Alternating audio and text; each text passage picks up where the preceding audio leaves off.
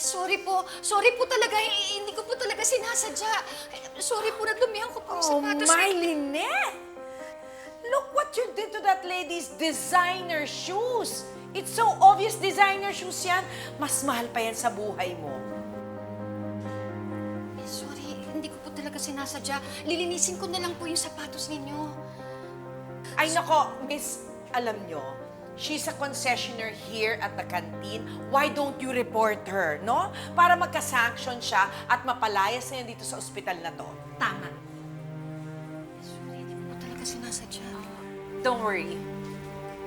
There's nothing to worry about this. Hindi kita irereklamo. Salamat. Gusto mo, Miss, lilisin ko na lang po yung sapatos ninyo. Magaling po ako maglinis. Meron po akong tsinelas sa loob. Papairam ko na lang po muna yung tsinelas ko. Tapos lilinisin ko po yung sapatos nyo. What? You're gonna make her wear chinelas after coming from her designer shoes? Why? What's wrong with chinelas? I like it. It's okay kasi medyo pagod na rin yung paa ko sa heels eh. So, makakapagpahinga rin ako. I can't believe I'm seeing this. Tinapunan na nga yung paa mo ng ulam and yet you're being friendly to her? It doesn't hurt to be kind to people. You should try it sometime. And besides, nakita ko naman yung nangyari. May tumulak lang naman sa'yo, kaya alam kong hindi mo yun sinasadya. Sorry po talaga. Marami pong salamat. Ay, pasok po tayo sa loob. Lilinisin ko muna yung sapatos niya. Alam niyo po, ma'am, ako na pong bahala dito. Okay. Magaling po akong maglinis. Talaga? Yung tsinelas ko po, okay naman po yung komportable po yun sa paa. Mama, ang ganda niya. Ang sexy pa. Ano ba pinagsasabi mo dyan? Mahimik ka na nga. Tara na nga. Init ng ulo naman. Ganda. Ma'am, ito na po yung tsinelas. Kasyang-kasya. I like your slippers. Thank you. Ma'am, sige po, lilinisin ko po muna yung sapatos ninyo. Naku, alam mo, okay na yan. You can throw it away. Throw? Tatapon? Yeah. Nak, ma'am, sayang naman o.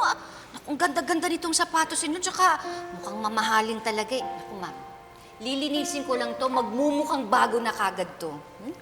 Ikaw ang bahala, pero pwede mo nang itapon yan. And I think I'm comfortable with your chinelas.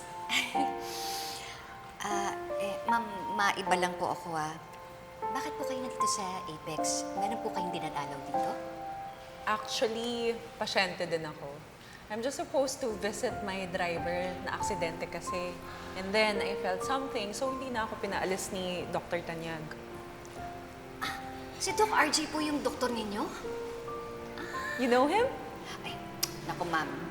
Lahat po ng tao dito sa Apex, kilalang kilala po si Doc RJ. Huwag po kayong mag-alala. Mabait po yun, tsaka magaling na doktor.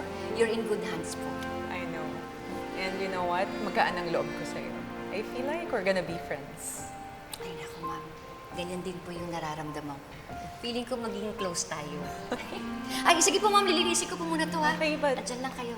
You can throw them away, ha? It's okay. Ano po?